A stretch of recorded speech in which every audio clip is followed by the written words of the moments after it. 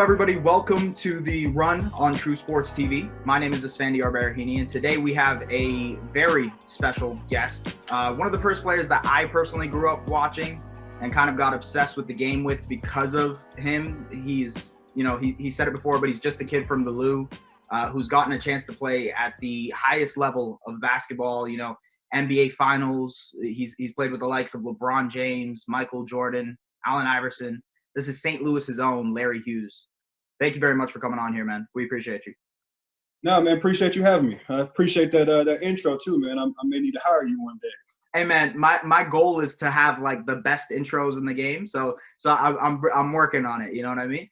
But man, first of all, like I hope everybody on your end, especially with what we're going through right now, everybody's good, everybody's safe.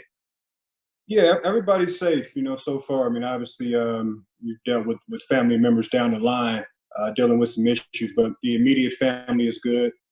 We've all been here in St. Louis at the house, so just trying to stay patient and stay healthy at the same time. That's great, man. That's great. That's good. Same thing here. I mean, everybody is kind of getting a little impatient, right? With having to stay at home, and like you see that with sports too, right? Everybody is talking about, oh, the NBA should come back. The NBA has been talking about this, Disney World. Today something came out about them thinking about like group stages and everything like that.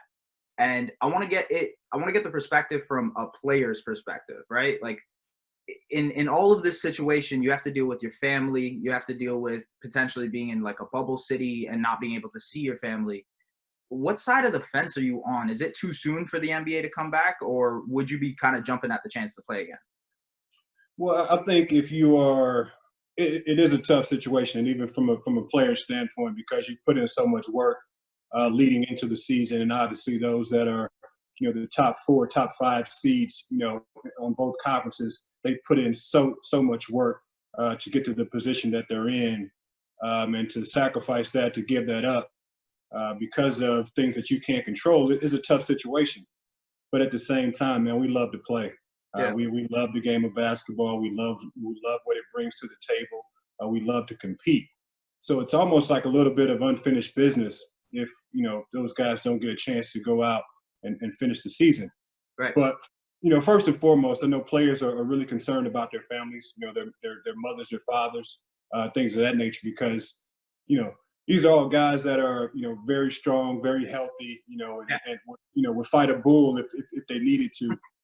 So I think those guys are confident in their ability, but again, it's how this thing tracks and the unknowns of our family members that we may affect if we go out and do our job. Yeah, for sure. There's so many factors to it that like even the NBA considering it now for me is a little wild, just because of you don't know which way this is going to play out.